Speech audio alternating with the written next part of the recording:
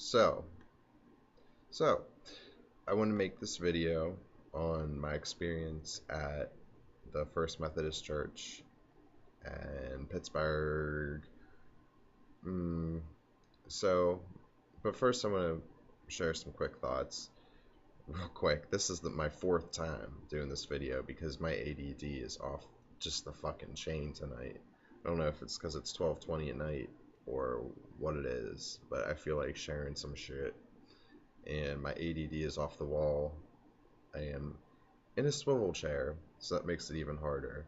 But hey, what can I say? I keep going back and forth whether I should actually do these videos or not. But looking at my other videos, it looks really funny when I watch myself do these videos, but I don't even like appearing on camera, which is kind of funny that I'm putting this online because I really um, don't like being put out there on the spot or on video, and it's just funny that I'm doing it, but I'm gonna continue to do it because I feel like it's good. Um, so I went to a spiritual gathering for the first time in my life outside of church, and of course outside of dance parties and bullshit. So Um, it was really interesting. I won't go into the specifics because I don't feel like it. But I urge anyone that is on the same path of meditation that I've been kind of gathering back the past couple months to do something like this or to find some kind of thing that is outside of religion to to join, because when I went, I could just feel other people's vibes. It was really cool. I was a little nervous at first, but I definitely, once I was there, felt really good. We did guided meditation. There was some Reiki. I could tell there was probably a couple Reiki teachers there. I got my cards read to me. It was very neat. A lot of personal things. Um, it was really cool. And I guess what I've kind of been gathering over the past couple weeks and what I kind of wanted to talk about a little bit and talk about just maybe briefly is just um, how do I say it? Hmm. The ability for someone to take something in. I had a word for it. It starts with an R. Receiving. It's hard for it's hard for me. Um, I guess in a lot of times to talk to people about certain things because they aren't ready to hear it. And I guess last night kind of confirmed some of the things that I've been thinking about, because it is really hard for me, especially in my treatment group that I've been in the past couple months too, is to get a point across. But if people aren't in the same state of mind, they're not going to be able to receive it. You can try to get people in the same state of mind or make suggestion, like a lot of counselors do or therapists, but if you aren't in the state of mind to receive it, you aren't going to receive it. It'll go like this. You'll touch lightly and then bounce back. I feel like. Touch lightly, bounce back. Until you actually lock in to that. And so I feel like I'm locked into a lot of things now. I feel like I can sense a lot of things more the past couple months that I've been meditating, and last night just totally just blew it off the fucking chain, dude. It's pretty much what I gotta say about it.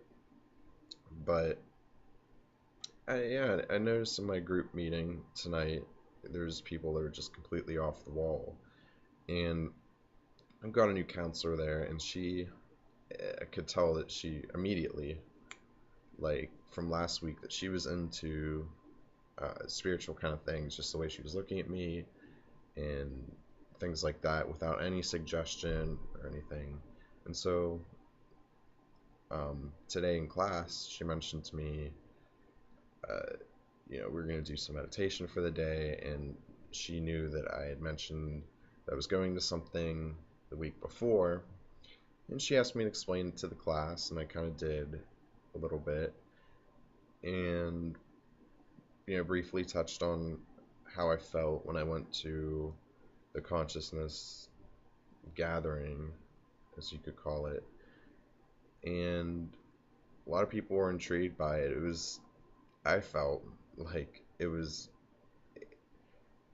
if they weren't receptive, there's my word, receptive to it, that they weren't, that a lot of people there weren't really receptive to it. A lot of younger people than me, that's 23. A lot of younger people, 18, 19, that just weren't going to be receptive to it. But I said it anyway, and there's a lot of things that I hold back in that group because I know that they aren't going to be receptive to the information, whether it's advice, whether it's just some things that's going on in my life. They're just not going to be receptive to it at that time. And yeah, I can just look over at the counselor, and she looks at me, and she even mentioned to me, she was like, we're going to do some guided meditation. Could you help me with this? Because our class was a little bit out of control, a lot of ADD like I have, and there's nothing that I could do. She, in that position, that time, is the counselor. That's her job. I'm the one that's receiving the therapy.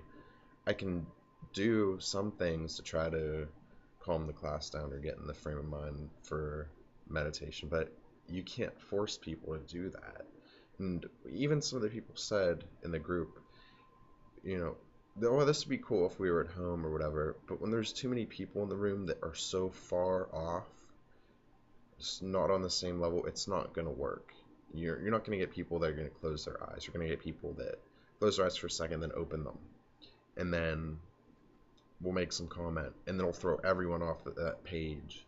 It'll throw everyone's consciousness just off, and they're not going to be receptive to it. So you have to, if you're going to be, I'm just learning this, if you're going to be in a group of strangers, basically, that aren't your friends, that you're going to meditate with, they can't, you have to be on the same level, or the meditation isn't going to work as well. But I can say that we did do some meditative breathing, things like that. People were kind of cracking jokes, and I just sat there kind of, I guess the word you could say is stoic. I sat there kind of, like, just was in my own world, but also acknowledged how ridiculous it was for people to be acting the way they were. And, but towards the end, we did a guided meditation, and everyone, it was 5 minutes, and after that everyone experienced the power of it, of what I've been experiencing the past few months, and they were like, wow, like that felt like it was an hour, or a lot of people said that it felt like a lot of time. They were just blown away or whatever. And it's like, yeah, that's the power that's inside you. And I feel like anyone, especially in that group that we're going to, that's been an addict, let me say, their addiction is in remission, as we like to say. Once an addict, always an addict. So, with your addiction in remission, it's especially important for you to be doing meditation. And for people to deny it is kind of silly, I feel like. So, that's about all I have to say on the subject. There's probably a lot more. I just don't really wish to share it. I can just say that if you ever get the chance to go to some kind of gathering like I have for the first time, spiritual gathering, which just happened to be at a church, I'm not religious whatsoever, definitely do it, because not just meditation at home, but I see, as I've experienced for the first time, that meditation with a bunch of strangers can really, really get the vibes going, and I felt crazy good doing it, and I don't know if I mentioned this, but after that I went home and had a good cry because it felt really good. It just felt really good. I felt really, really connected, more than I usually do after my own meditation session. So that's about all I have to say on it. If there's more, I'll make another video, but I hope everyone's doing good. So, peace out and have a good day. Bye.